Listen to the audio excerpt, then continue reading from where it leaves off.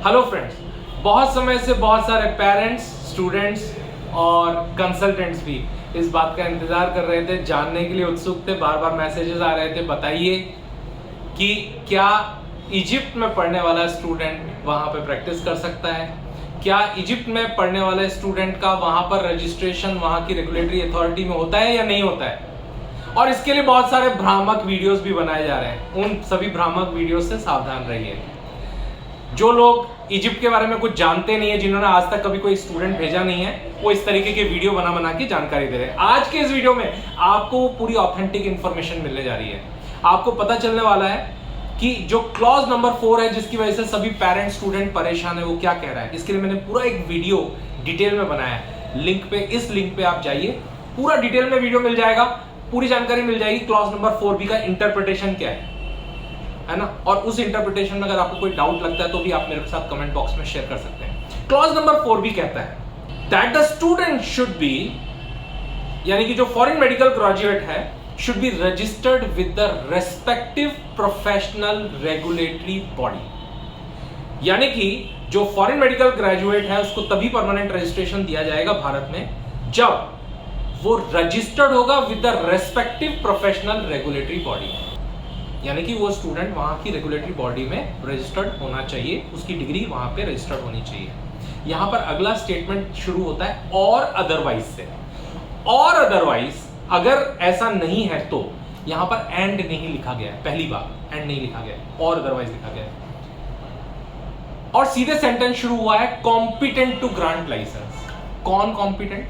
Authority. वो authority यानी कि वो स्टूडेंट की डिग्री और वो स्टूडेंट रजिस्टर्ड होना चाहिए with a competent authority who can grant license to practice medicine into their respective jurisdiction of the country।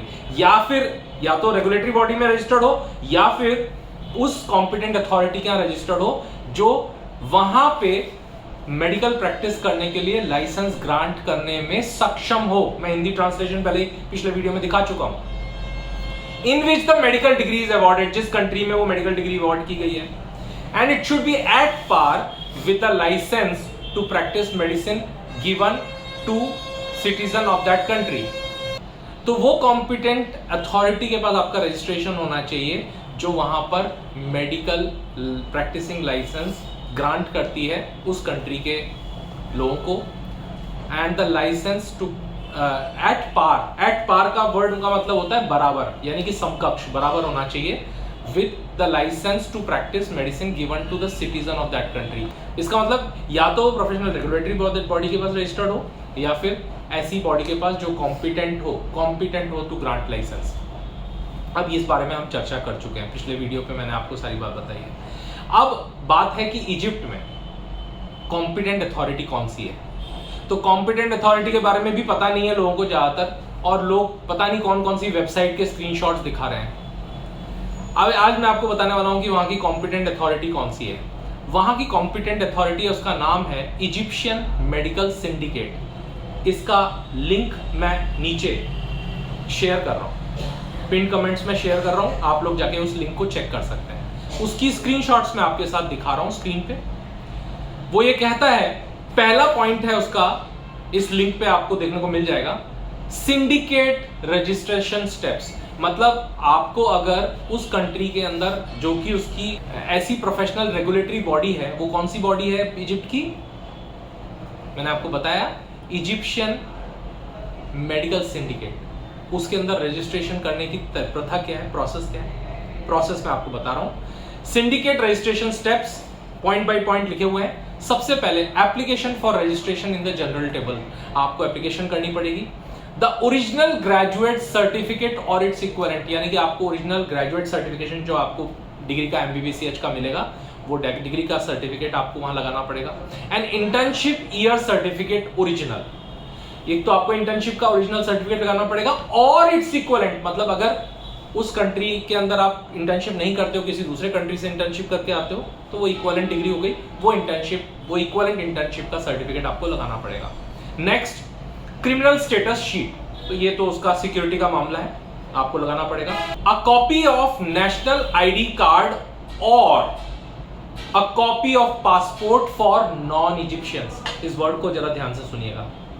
a copy of national ID card for local students और a copy of passport for non-Egyptians, मतलब जो non-Egyptian student हैं उनके लिए उनको passport की copy लगानी पड़ेगी। नेचुरल बात है, उस देश के लिए तो उनके पास पासपोर्ट ही उनकी आईडी है, तो पासपोर्ट की। और यहाँ पे कहीं नहीं लिखा हुआ कि इजिप्शियंस के लिए रजिस्ट्रेशन होगा, साफ लिखा हुआ है for non Egyptian passport copy लगानी पड़ेगी। इसका मतलब नॉन इजिप्शियंस का रजिस्ट्रेशन होता है।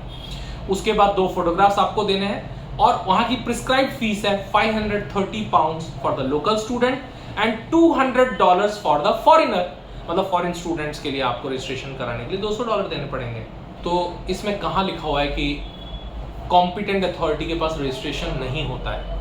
रजिस्ट्रेशन होता है, आपके सामने मैंने पूरा प्रोसेस शेयर किया है। यहां तक कि आगे steps for obtaining a licence to practise the profession, ये भी यहां पे लिखा हुआ है। और अगर आप इसके भी स्टेप्स को पूरा पढ़ेंगे तो इसमें भी नॉन इजिप्शियंस के लिए पासपोर्ट की कॉपी मांगी है। इसका मतलब नॉन इजिप्शियन का रजिस्ट्रेशन वहां होता है। लेकिन मैं इस बारे में चर्चा इसलिए नहीं कर रहा हूं क्योंकि जब हमारी एनएमसी ही प्रैक्टिसिंग लाइसेंस या उस देश का प्रैक्टिसिंग लाइसेंस एग्जाम क्लियर करने के लिए नहीं बोल रही है, तो हम इस बारे में चर्चा क्यों कर रहे हैं? और अगर कह रही है तो आप अपना इंटरप्रिटेशन मेरे साथ शेयर करें। प्रोसेस पूरा लिखा हुआ है, फीस वही है 530 Egyptian for Egyptian student 530 Egyptian pounds और फॉरेन स्टूडेंट्स के लिए $200। और पूरा प्रोसेस यहाँ लिखा हुआ है, आप इस प्रोसेस को पढ़ सकते हैं। ये प्रैक्टिसिंग लाइसेंस के लिए प्रोसेस है। अब कई लोग विकिपीडिया का इधर उधर का लिंक दिखा रहे हैं, नॉन इजिप्शियन स्टूडेंट रजिस्टर नहीं कर सकते।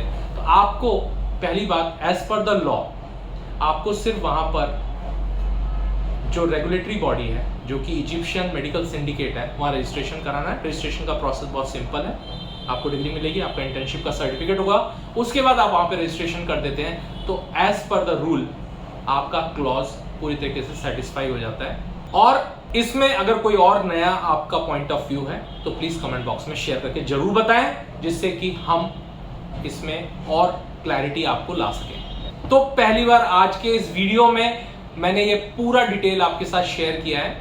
मुझे मालूम था कि बहुत सारे कंसल्टेंट अलग अलग तरह के तोड़ मोड़ के इंफॉर्मेशन लाएंगे, आधी अधूरी जानकारी लेंगे। वो कंसल्टेंट भी जानकारी लाएंगे जिन्होंने आज तक एक भी स्टूडेंट इजिप्ट नहीं भेजा है, लेकिन वो अपनी नॉलेज जरूर दिखाएंगे और बहुत सारे वीडियोस बनाएंगे। तो इस वीडियो को आप देखिए और आप इस बारे में भी सोचिए। उम्मीद है आपका सवाल का जवाब इस वीडियो से मिल गया होगा। अगर फिर भी आपके दिमाग में कोई सवाल है please type on the chat, ताकि हम आपके सवाल का जवाब दे सकें। अगर आप हमारे वीडियो पसंद करते हैं और अभी तक भी आपने चैनल को सब्सक्राइब नहीं किया है तो आप बहुत important information, authentic information miss कर देंगे। चैनल को सब्सक्राइब करें, इस वीडियो को अपने सारे फ्रेंड्स के साथ लाइक और शेयर करें और जुड़े रहें हमारे इस चैनल के साथ, जिससे कि मिलती रहे आपको authentic information. Have a nice day, enjoy your life, best of luck.